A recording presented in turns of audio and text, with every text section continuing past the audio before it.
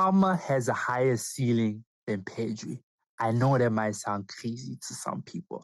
Palmer has higher potential to win a Ballon d'Or than Pedri.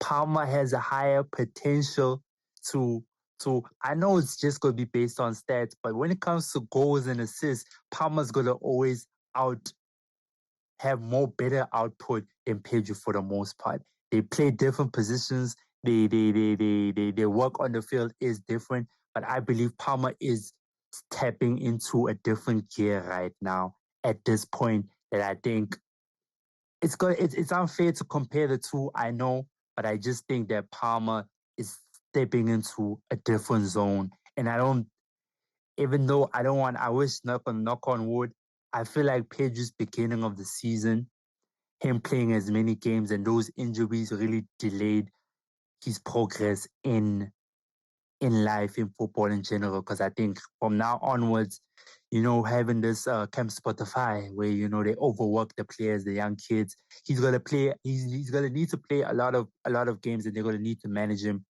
for basically the rest of his career. And I don't think we're gonna see the Petri with the magic be as consistent as I feel Palmer is going to be, because I feel like Palmer's going to be consistent. He is him, and he's going to step into it. And this is not just because of 4 goals, by the way, people. I'm not hyped over the 4 goals. I was riding for Palmer Euros when he just signed for Chelsea. I was like, this is the best move, and he's him, and he's just proving me right. Because that's Sam. That's my case on So Palmer. so your case on Palmer is that Cole Palmer is going to be more consistent because he's Cole Palmer. Pedri is going to be less consistent because he plays for Barca. So that's a weird argument, dog. I'm not going to lie. That's a weird one. Okay, plead your case. Plead your case. Let me plead my case, bro. I don't think Palmer is anywhere near Pedri. I think, like you said, I don't think he's anywhere near Pedri. I think it's unfair to compare them, like you said, because they do different things, right? They do different things.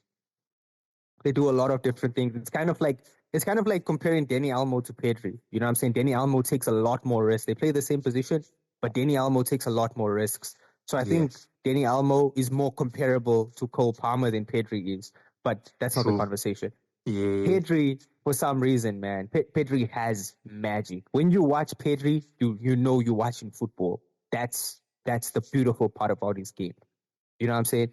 And a lot of players right now don't have that. You can correct me if I'm wrong, but a lot of players right now don't have what Pedri has in terms of just when he gets the ball, you get excited.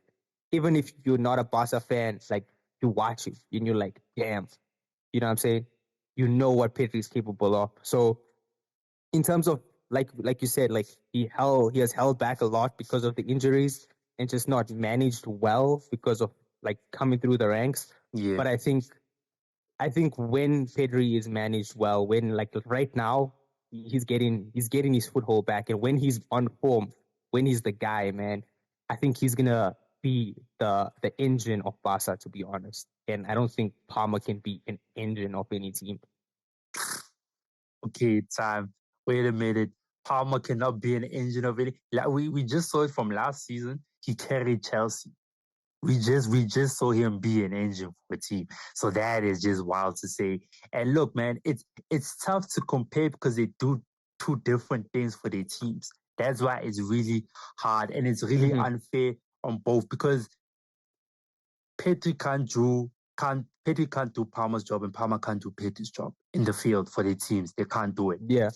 I'm just saying best potential, best player, which is tough to compare. Like ceiling-wise. Ceiling-wise, I feel like Palmer's going to hit different ceilings than Pedri.